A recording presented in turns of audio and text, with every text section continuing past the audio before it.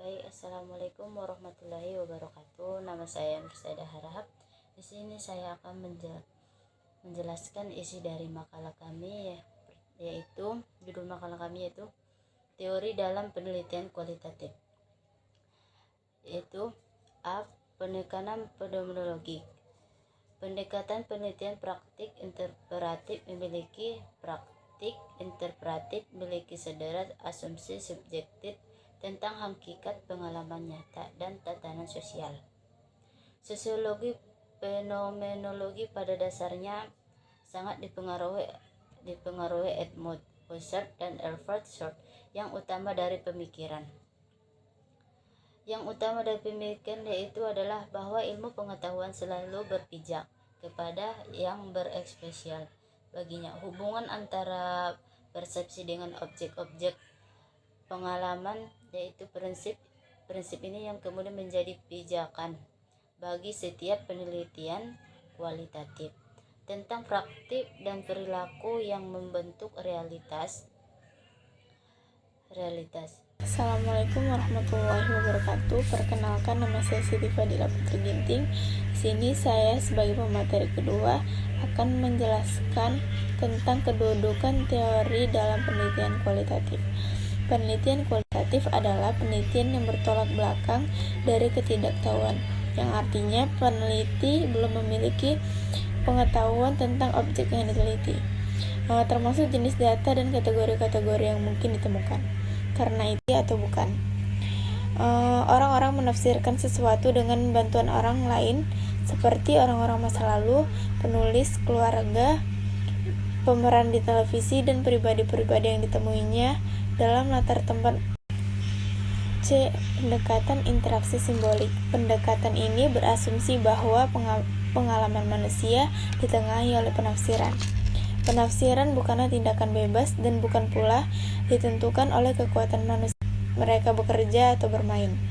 Mungkin itu saja yang bisa saya sampaikan. Sekian, terima kasih. Assalamualaikum warahmatullahi wabarakatuh. Assalamualaikum warahmatullahi wabarakatuh. Saya di sini akan menjelaskan bagian D, yaitu kebudayaan atau etnografi. Etnografi merupakan salah satu dari sekian pendekatan dalam penelitian kualitatif. Dalam istilah bahasa Yunani, etnos berarti masyarakat, ras atau sebuah kelompok kebudayaan, dan etnografi berarti sebuah ilmu yang menjelaskan cara hidup manusia. Bagaimanapun para ilmuwan dan penelitian sosial mengartikan tanpa ada kesepakatan untuk mengatakan bahwa etnografi menempatkan perspektif masyarakat yang berada di dalam setting penelitian sebagai hal terpenting. Penelitian etnografi kadang membutuhkan waktu panjang dan interaksi temu muka dengan masyarakat di suatu daerah dengan menggunakan sejumlah metode pengumpulan data. Adapun bagian dari etnografi, yaitu penelitian dalam etnografi, penelitian sebagai alat pengumpulan data, dan observasi dan wawancara dalam etnografi. Penelitian dalam etnografi bisa jadi di penelitian di lingkungan alamiah atau natural setting. Penelitian etnografi dilakukan di lingkungan alamiah, tempat di mana manusia hidup. Penelitian yang dilakukan di laboratorium atau lingkungan buatan lainnya. Teliti diharapkan bisa memahami bagaimanapun kehidupan sosial dan budaya dari sudut pandang mereka. Bisa jadi di rumah, sawah, rumah sakit, dan lain-lainnya. Tempat di mana orang-orang bisa berinteraksi satu dengan yang lainnya. Tentu penelitian harus mengunjungi untuk bisa melihat yang diteliti dalam dalam alamiah. Dan penelitian sebagai alat pengumpulan data, etnografi menggunakan penelitian sebagai alat pengumpulan data melalui indera penglihatan, pendengaran, dan perasa. Sebagai penelitian percaya bahwa metode yang digunakan dalam penelitian etnografi bisa dan harus netral dan bebas nilai. Para penelitian juga menyadari bahwa nilai dan kepentingan mengaruhi bagaimana hasil penelitian akan digunakan.